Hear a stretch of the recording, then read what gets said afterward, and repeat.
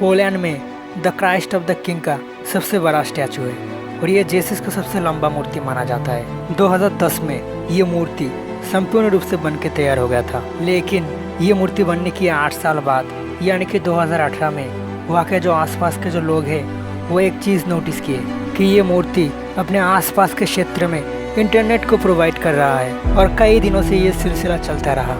वहाँ के जो लोग थे वो इस मूर्ति को रहस्यमय मूर्ति मानने लगे और बहुत दिनों के बाद एक एजेंसी को इस बात की खबर दी गई कि वो यहाँ पर आके जांच पड़ताल करे। फिर पैक 24 नाम का एक जांच एजेंसी यहाँ पर जांच पड़ताल करने के लिए आए।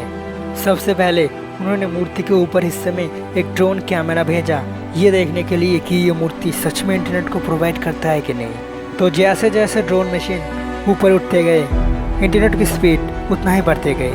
तो उस एजेंसी को अब तो ये यकीन आ गया था कि ये जो मूर्ति है वो सच में इंटरनेट को प्रोवाइड करता है। मगर अब उस एजेंसी को ये जानना था कि ये मूर्ति इंटरनेट कहाँ से कलेक्ट करती है। तो इसके लिए वो एक खास तरह की मशीन यूज़ कर रहा था जिससे कि आसानी से इंटरनेट का पता चल जाए। बाद में वो और एक ड्रोन कैमरा मूर्ति के ऊपर हिस्से में भेजे। तो बाद में ये देखा गया कि मूर्ति के जो मुकुट है ना, मुकुट के अंदर एक इंटरनेट मशीन लगा हुआ है और वहीं से ये मूर्ति इंटरनेट प्रोवाइड करता था। तो अब ये सवाल पैदा हुआ कि मूर्ति के मुकुट के अंदर इंटरनेट मशीन किसने लगाया था।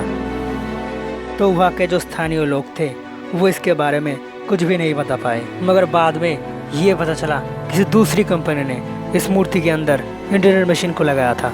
उस कंपनी के किसी कर्मचारी दूर किसी जगह पे काम कर रहे थे और वहाँ पर इंटरनेट की बहुत ही प्रॉब्लम था। इस प्रॉब्लम को सॉल्व करने के लिए ही इस कंपनी ने इस मूर्ति के अंदर इंटरनेट मशीन लगाया था। बाद में वहाँ पर जो धर्मीय लोग थे वो इस बात पे विरोध जताना शुरू कर दिए कि एक धर्मीय स्थान पे ऐसी कार्रवाई नहीं होनी चाहिए। और आखिर पोलैंड सरकार के निर्देश में 9 मई 2018 को इस मूर्ति के अंदर से इंटरनेट मशीन पूरी तरह से हटा दिया गया।